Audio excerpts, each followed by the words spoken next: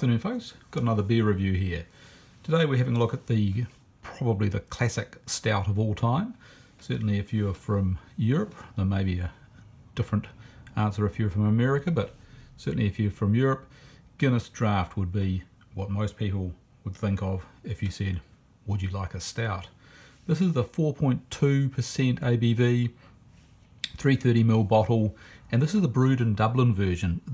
One of the problems with reviewing Guinness is that there seem to be umpteen different versions. It comes in cans with widgets, it comes in bottles.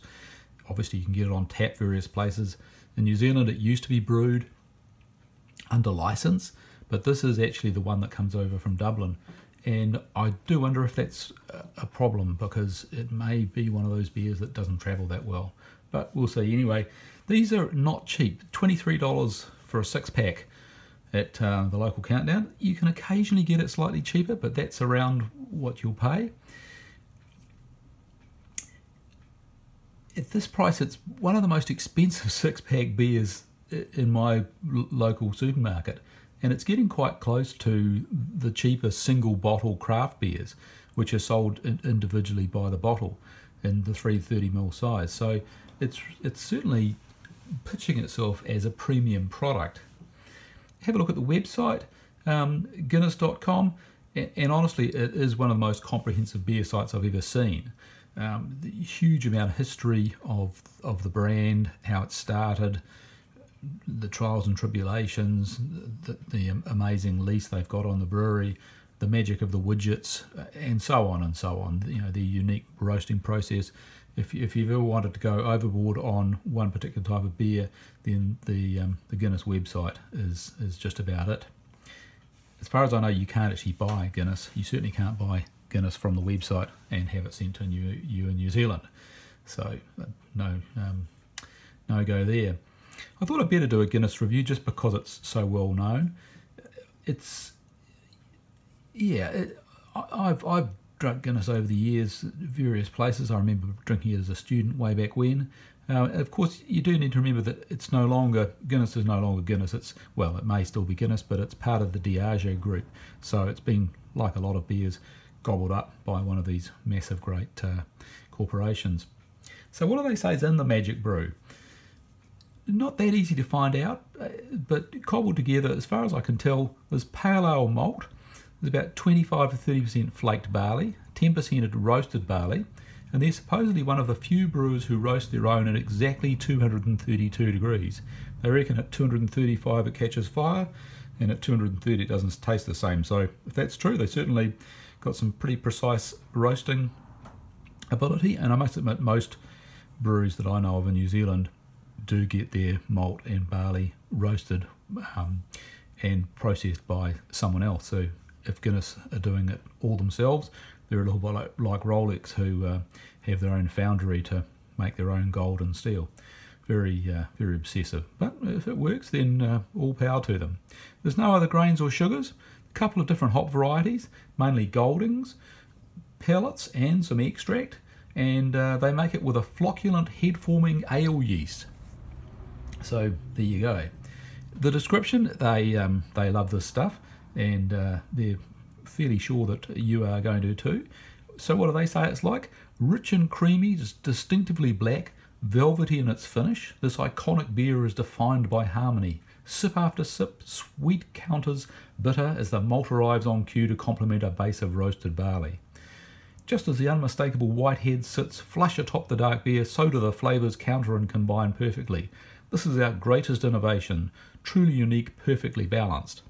So, okay, it's beginning to sound a little bit like poetry.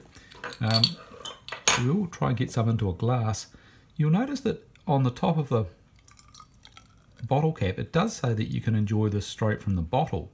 Now, Guinness have obviously, certainly in pubs, made a great deal of fuss about the head that you get and the way that you pour it. I don't know whether I poured it correctly or not, but that is a classic stout.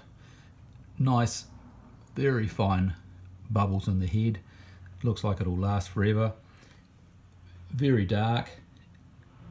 only just a hint of brown at the bottom there, and you'd have to say that's pretty well textbook how a stout should look. They reckon we should be getting some sweet smelling coffee and a malty nose. We should find perfect balance of bitter and sweet with malt and roast characters the flavour. On the palate it should be smooth, creamy and balanced, and distinctly dark with a rich creamy head. So yep, certainly the look is there.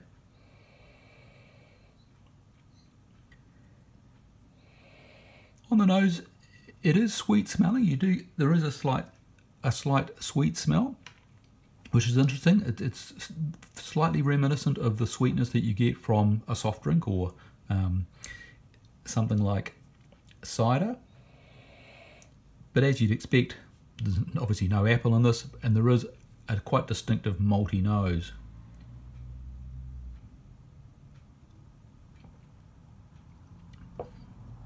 So,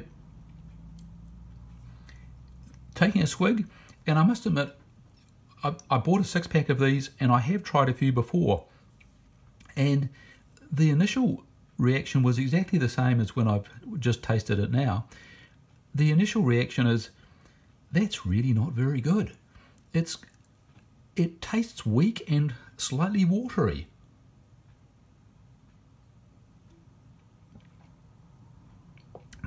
I know it's only 4.2 ABV, but there are a number of other stouts which are around between 4 and 5, which have far more body, and there's a distinct lack of creaminess on the palate. I can't get any creaminess out of that. It just feels, yeah, disappointingly watery and spindly.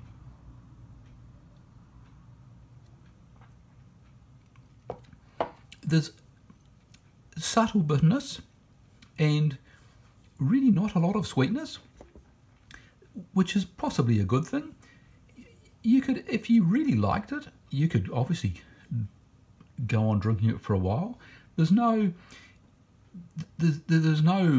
IPA bitterness that's going to stay with you forever. But the disappointing thing I found was that it's really just not a particularly attractive drink. There's no trouble drinking it, but it's a bit like being thirsty on a hot day and getting a glass of water in one of those cities, some of the American cities or some of the other cities that are cursed with water that isn't actually going to make you sick, but it really doesn't taste very good, and so most people end up drinking bottled water from a health store or a supermarket. This is a bit like this. Someone gives it to you and says, try this. You think, oh, that's a pretty average stout. Yeah, have you got anything else? So yeah, as I said, it does say that you can enjoy straight from the bottle, and I thought maybe it tastes better if you drink it straight from the bottle, but unfortunately not. So yeah, disappointing really, and there's nothing horribly wrong with it, but it's just incredibly average, and I'd really only give it a 10 out of 20. So hopefully next time I go to Dublin I'll have one on tap and be much more impressed, but at the moment I just can't recommend it, and I won't be buying another one. Hope you're enjoying what you're drinking a bit more than I enjoyed this Guinness, and I'll catch you in the next one. Cheers.